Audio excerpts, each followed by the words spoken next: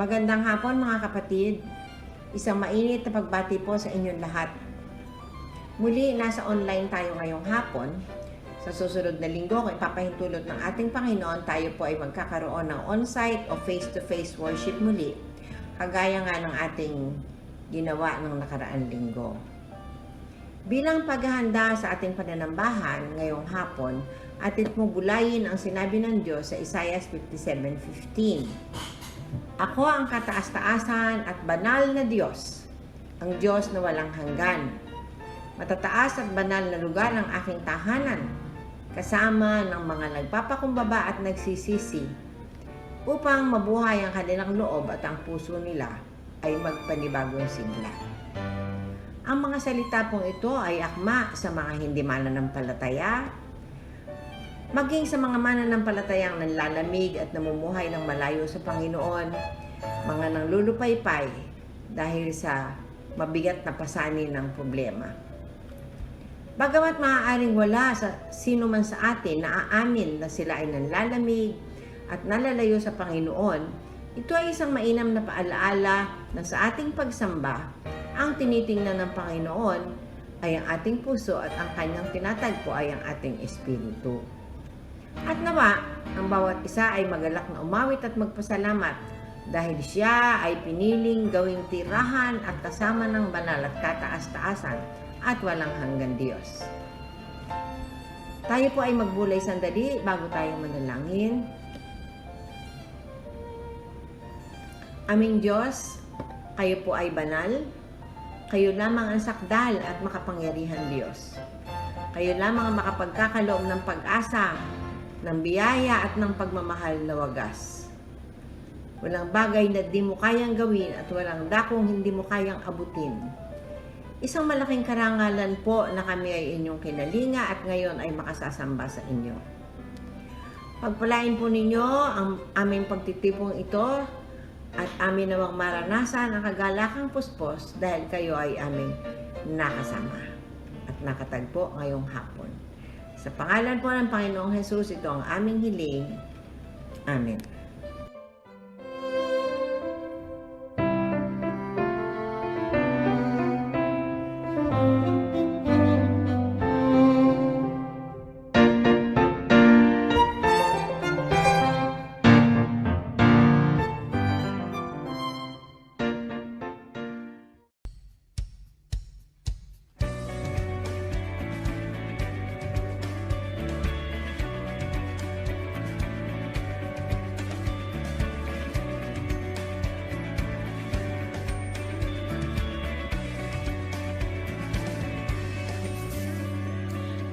This is my prayer in the desert, when all that's within me feels dry. This is my prayer in my hunger and need. My God is the God who provides. This is my prayer in the fire, in weakness or trial or pain. There is a faith proved of more worth than gold, so refine me, Lord, through the flame. I will bring praise, I will bring praise. No weapon formed against me shall remain. I will rejoice, I will declare, God is my victory and He is here.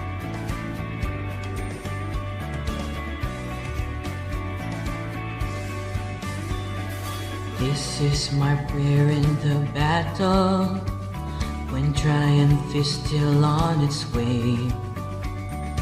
I am a conqueror and co-heir with Christ, so firm on His promise I'll stand. I will bring praise, I will bring praise. No weapon formed against me shall remain. I will rejoice, I will declare, God is my victory and He is here. All of my life, in every season, You are still God. I have a reason to sing. I have a reason to worship. All of my life, in every season, you are still God. I have a reason to sing. I have a reason to worship. All of my life, in every season, you are still God. I have a reason to sing. I have a reason to worship. All of my life, in every season, you are still God. I have a reason to sing. I have a reason to worship. I will bring praise, I will bring praise. No weapon formed against me shall remain. I will rejoice, I will declare, God is my victory and He is here.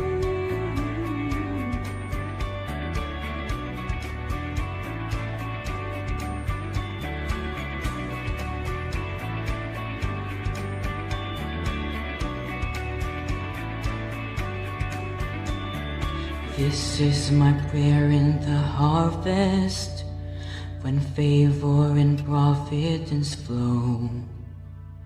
I know I'm filled to be emptied again. The seed I've received, I will sow.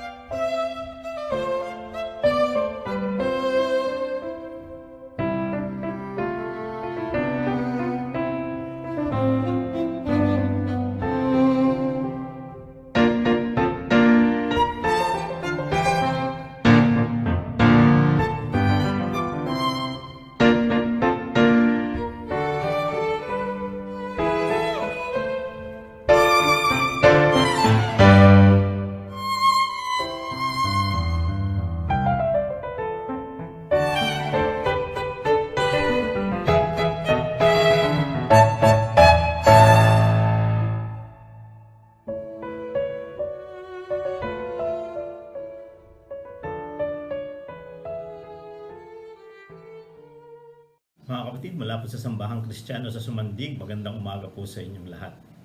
Sa umagang ito, ang atin pong pag-aaral dito po sa buwan ng Marso ay matatagpuan muli sa aklat po ng Daniel. At dito po, pag-uusapan natin mula po sa Daniel Kabanatang 3, ang topic na faithfulness. Ang faithfulness para po sa atin sa mga Pilipino ay katapatan. Yan po ay yung ating pananatili na mapagkakatiwalaan at pag nagpapatuloy sa kalooban ng Diyos kung ito ay pag-uusapan natin doon po sa spiritual na katayuan. Sabi nga ho ng isang dictionary, ang faithfulness ay ganito po ang definition: the fact or quality of being true to one's word or commitments as to what one has pledged to do, professes to believe. So ito po ay may kinalaman sa kalidad po at yung pagiging makatotohanan natin sa ating pananalita at sa mga sabi nga pinanumpaan natin, no? Yan po ay napakahalaga.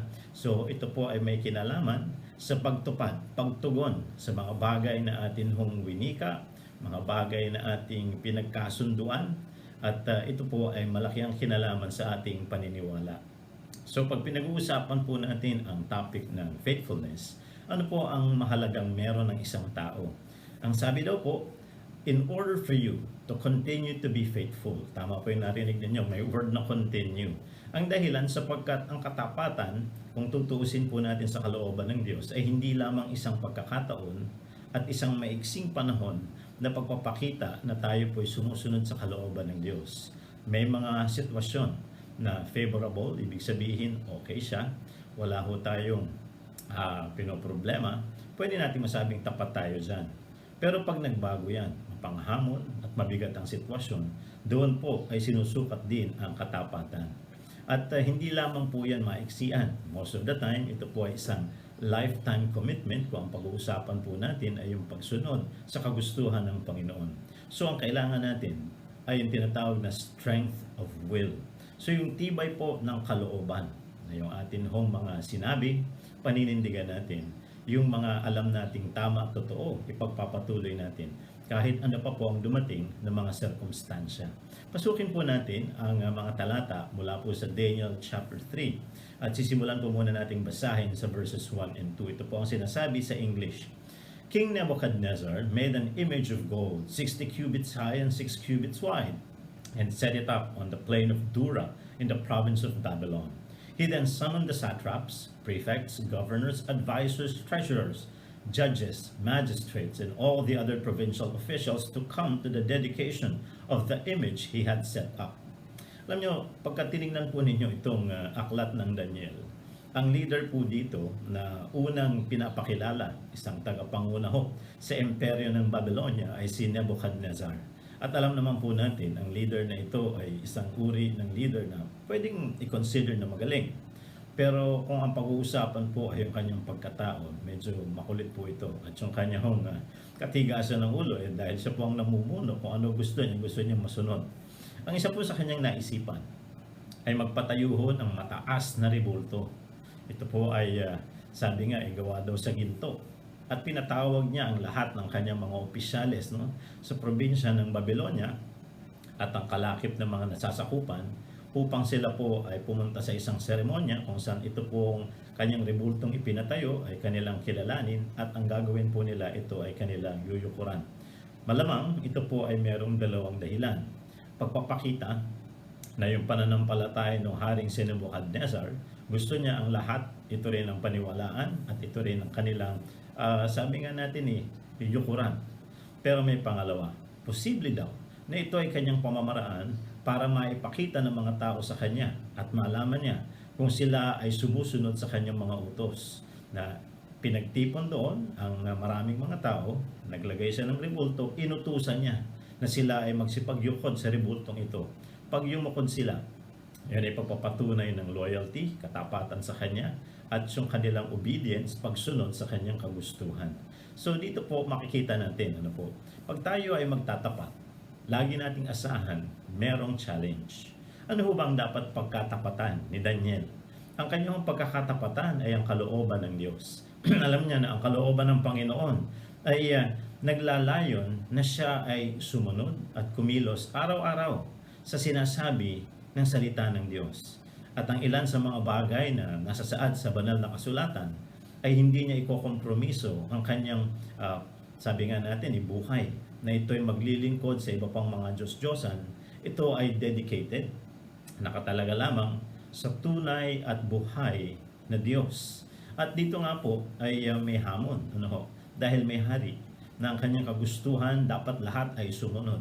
At dito rin po ay makikita natin papasok ang isang grupo pa ng mga kabataan. Dito papasok ang mga pangalang Shadrach, Meshach, and Abednego. Actually, itong chapter 3 ay mas nakatuon sa kwento po ng tatlong kabataang ito. Noon hong chapter 1, magkakasama silang apat. Chapter 2 ay patungkol din sa kanilang apat. Dito ho sa chapter 3, mukhang ang magiging highlight ay ito pong tatlo na titingnan natin kung paano nila ipapakita ang kanilang pagsunod at pagganap sa kalooban ng Diyos sa gitna po ng matinding challenge. Number 1, yun iyong kaharap ay isang stubborn king. Mapilit, magiit, at gustong masunod ang kanyang mga naisin dahil ikaw ay nasasakupan niya, ipipilit niya talaga sa iyo yan. At dito makikita, sino ba mas may matibay na paninindigan? Magpapadala ba ang isang tao sa takot? Magpapadala ba ang isang tao sa puwersa? Magpapadala ba ang isang tao sa, sabi nga, practical? Iba-iba ho yun. Pag takot ang tao, may mga pagkakataon, lumalaban siya. Pero may mga pagkakataon, dahil sa takot niya, hindi na siya lumalaban. Hiya na lang natin. May mga pagkakataon, pag pinipwersa siya, lalo siyang nag-uumalpas. Pero may mga pagkakataon din, pag naramdaman niya mas mukhang malakas yung pwersa na lumalaban sa akin, tinataas na lamang ng tao ang kanyang kamay at sumusuko. At may mga pagkakataon din na dito ay makikita rin ho yung tinatawag po nating tibay ng dibdib. Dahil po yung iyong kakaharapin ay sabi nga matigas ng ulo. Pero dito pinapakita sino ba ang matibay ang paninindigan. Sino ang mas maraming, sabi nga natin, dahilan para manatiling matatag sa kanilang prinsipyo at matatag sa kanilang paniniwala. Yun bang tao na si Nebuchadnezzar na kagustuhan lang ay mapasunod ang kanyang mga nasasakupan? O ang Shadrach, Meshach at Abednego na ang kanilang naisin ay talagang ipakita ang katapatan nila sa harapan ng Diyos? So, dito makikita ang unang challenge, merong stubborn king. May pangalawa, ito po ay isang hari na ayaw niyang mababali ang kanyang mga utos. So, ang tanong, ikaw ba ay susunod o hindi? May nasusulat sa aklat ng mga gawa nung minsan ng mga apostol ng Panginoon ay pinipilit na tumigil sa pangangaral ng salita ng Diyos. At ang kanilang sagot doon sa mga opisyalis ng pamahalaan ay ganito: mas kailangan naming sundin ng Diyos kaysa sa tao. Dahil yun nga naman po talaga ang dahilan kung bakit meron tayong buhay, meron tayong mga panuntunan, at meron tayong mga pagpapala. Ito ay dahil ang Panginoon ay naging tapat sa atin. Tayo naman ngayon ay hinahamon para magpakita ng ating katapatan sa Kanya. At dito ay mapapatunayan natin ito sa mga sitwasyon ng kagipitan. Minsan kasi madali magsabi magtatapat ako pag ang lahat ay maayos. Magtatapat ako pagka walang problema. Magtatapat ako pagka walang kumokontra. Pero paano kung meron? Ikaw ba ay magtatapat pa rin? So yan po ang tinatawag nating challenge. Ngayon, ang pangalawang bahagi po na ating babasahin mula sa Daniel chapter 3 ay ang talatang 4 hanggang 6. Muli po, sa English version ang sabi, "Then the herald loudly proclaimed, 'Nations and peoples of every language, this is what you are commanded to do. As soon as you hear the sound of the horn, flute, zither, lyre, harp, pipe, and all kinds of music, you must fall down and worship the image of gold that King Nebuchadnezzar has set up. Whoever does not fall down and worship will immediately be thrown into a blazing furnace." So sinasabi natin, kailangan tayong maging tapat. Paano kung merong threat? Ang pangalawang problema ho ng faithfulness ay kung merong mga banta. Yun hong banta ay pwedeng wala ka pang ginagawa pero naglalagay na ho ng limitasyon sa pwede mong gawin.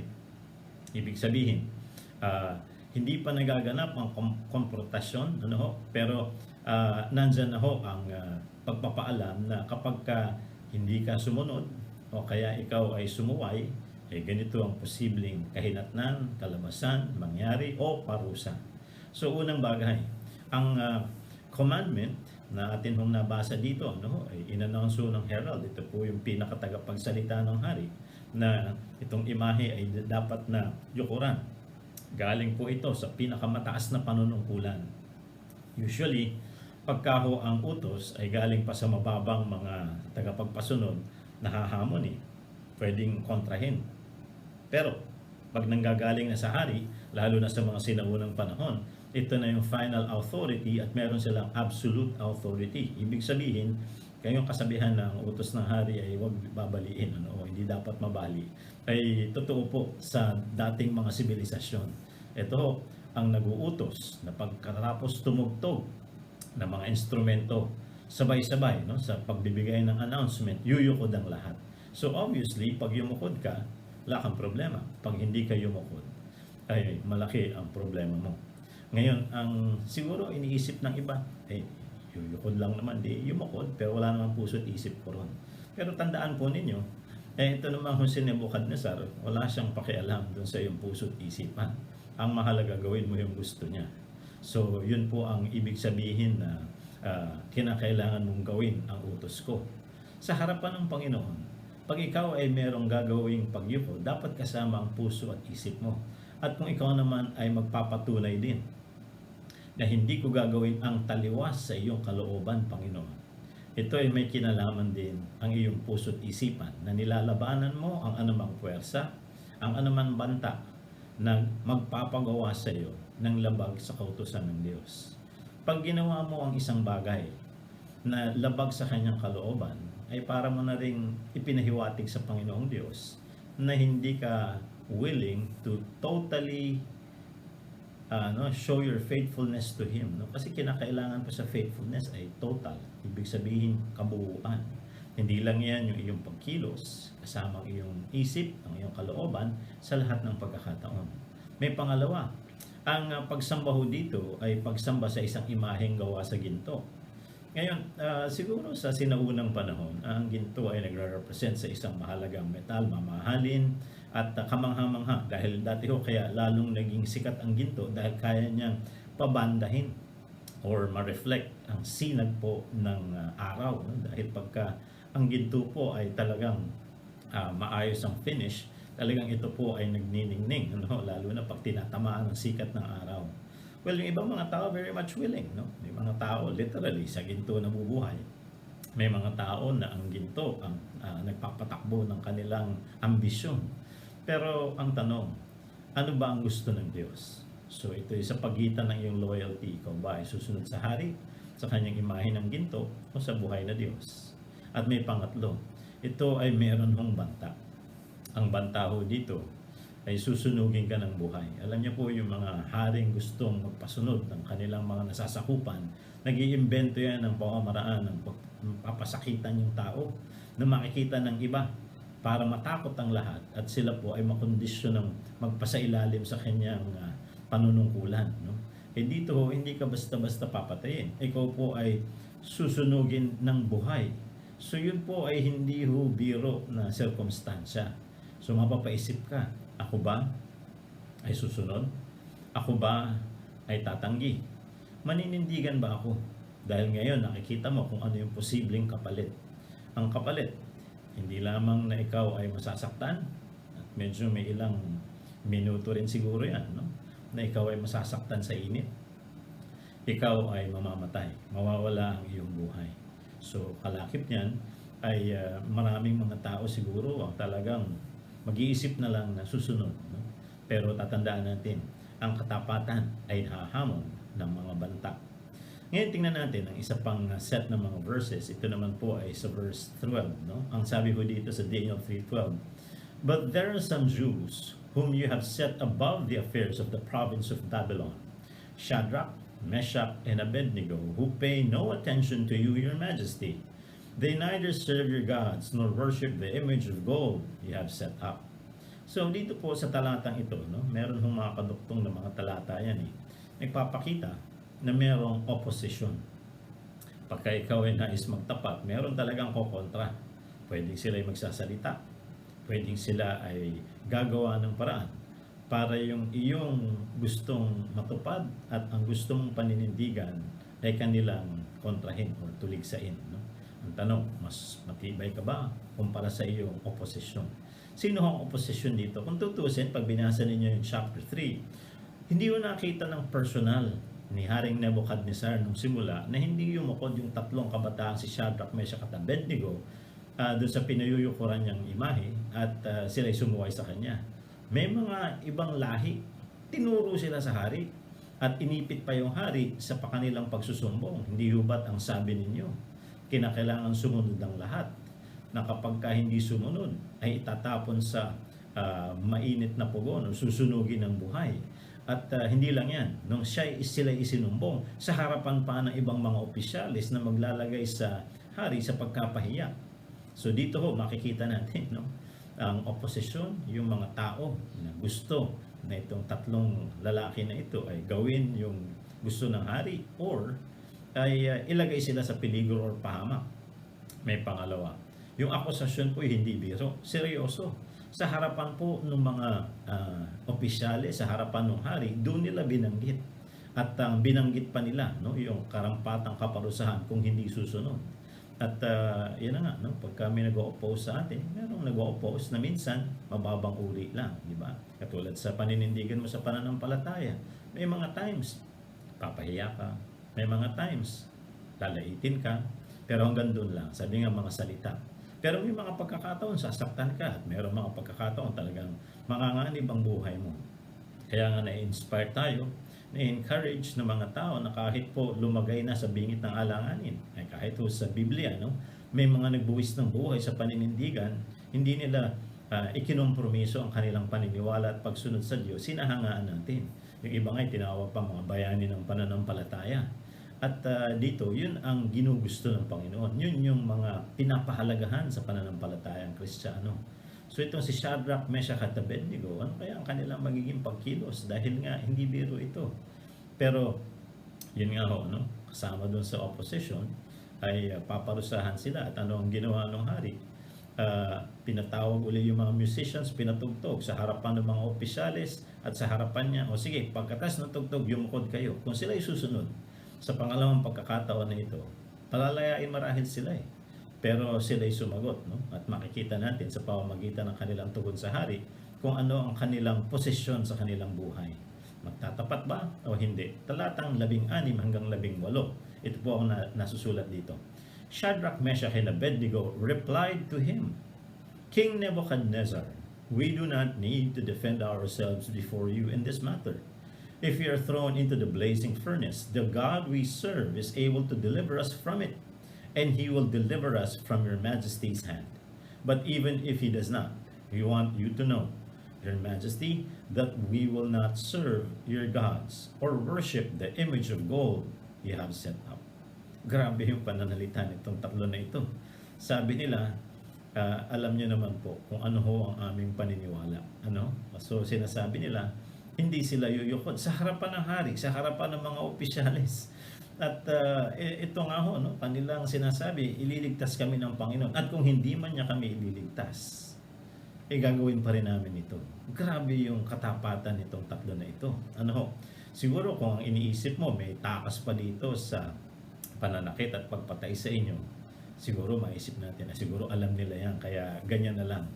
Pero ito, ang kanilang panuntunan, kay mailigtas sila o hindi, gaganapin nila ang mga bagay na ito ayon sa kanilang paniniwala at pagsunod sa buhay na Diyos. So ano ang kailangan ng isang tao para maging tapat? Kailangan niya ng courage, katapangan. Ano? Minsan yan ang kailangan sa tao. Pag gagawa ng mali, malakas ang loob, matapang. Pag gagawin yung tama at yung matino, doon naduduwag, baliktad ho ata. Kapag gagawa ka ng mali, gagawa ka ng taliwas sa nararapat, doon ka dapat magdalawang isip at tigilan mo yan. Hindi nakakabuti sa iyo, hindi nakakabuti sa iba, at wala namang magandang ibubunga. Kasiraan lang. Pagka tama ang gagawin, makabuluhan, makadiyos, nasa maayos na prinsipyo, diyan ka manindigan. Yan ang ipaglaban mo. Yun ay importante. Sabi nga ho dito, ano ba ang kanilang magiging desisyon? Susundin ng tao o susundin ng Diyos? Doon kailangan mo talaga ng courage, di ba?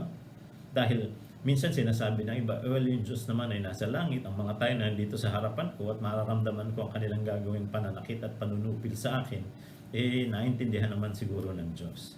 Pero sa Biblia, hindi ho pangangatwiran ang narinig natin dito sa paggawa ng hindi ayos. Nangatwiran sila para sa kanilang paninindigan. Nangatwiran sila para makasunod, hindi para makaiwas doon sa parusa. Nangatwiran sila at naging matapang, tanggapin yung sakit para lamang mapatunayan ang katapatan sa Diyos at yung mali, hindi sila mapasunod.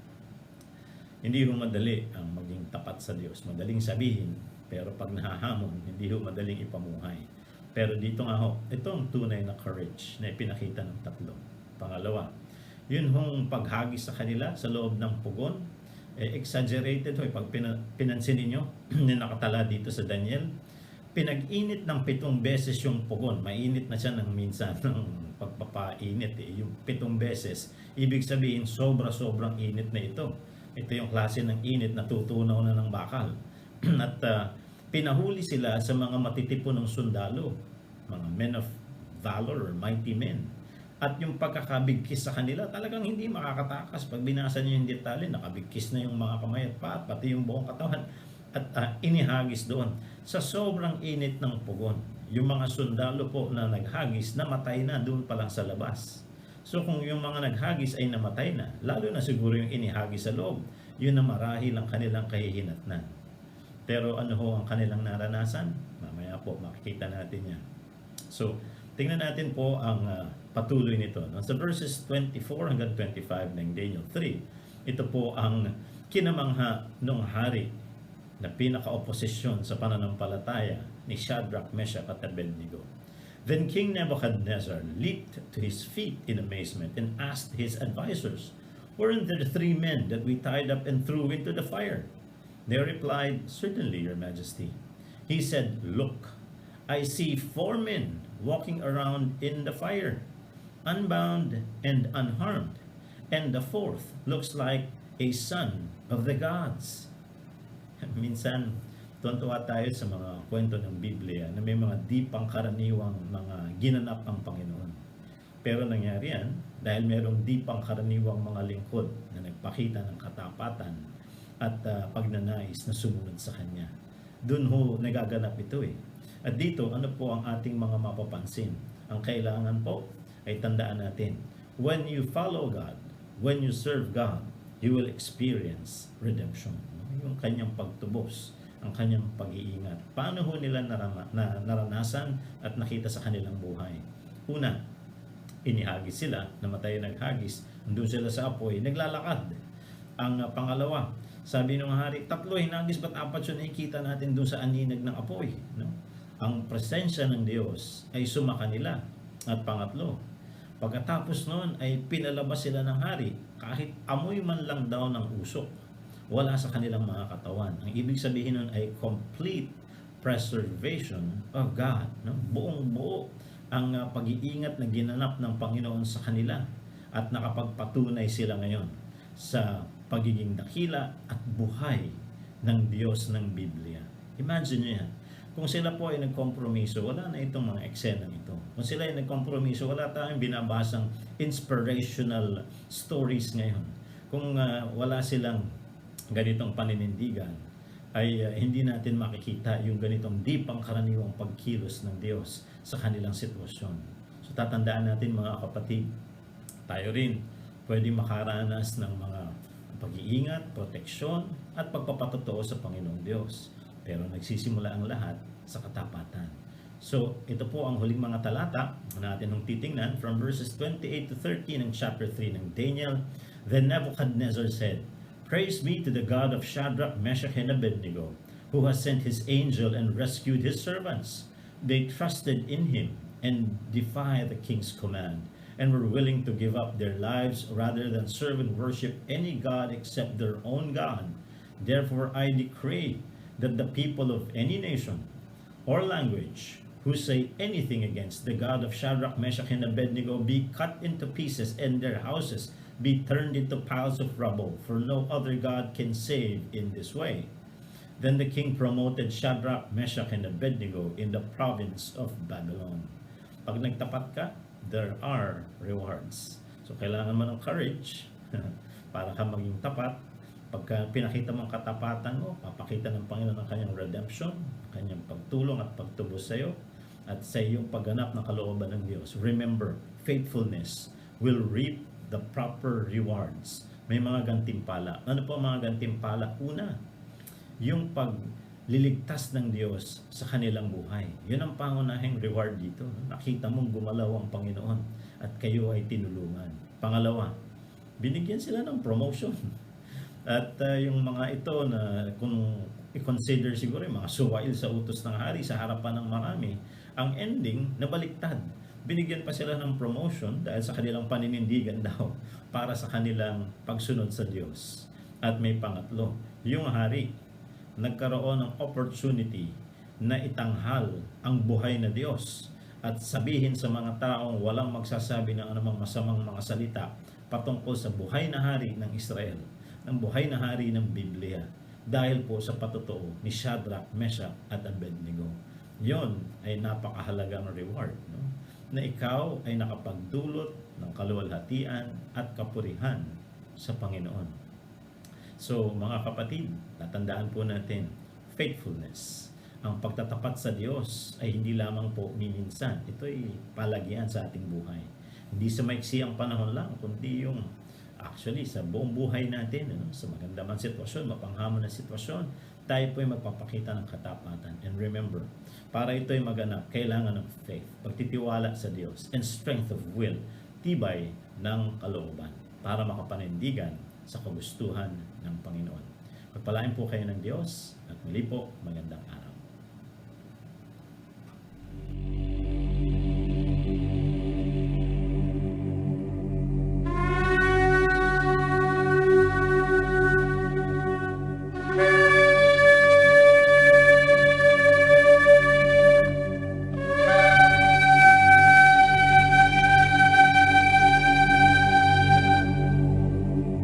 יברכך אדוני וישמרך. יאר אדוני פניו אליך ויחונקה. יישא אדוני פניו אליך וישם לך שלום. The Lord bless you and keep you. The Lord make his face shine upon you and be gracious to you. The Lord lift up his countenance upon you and give you peace.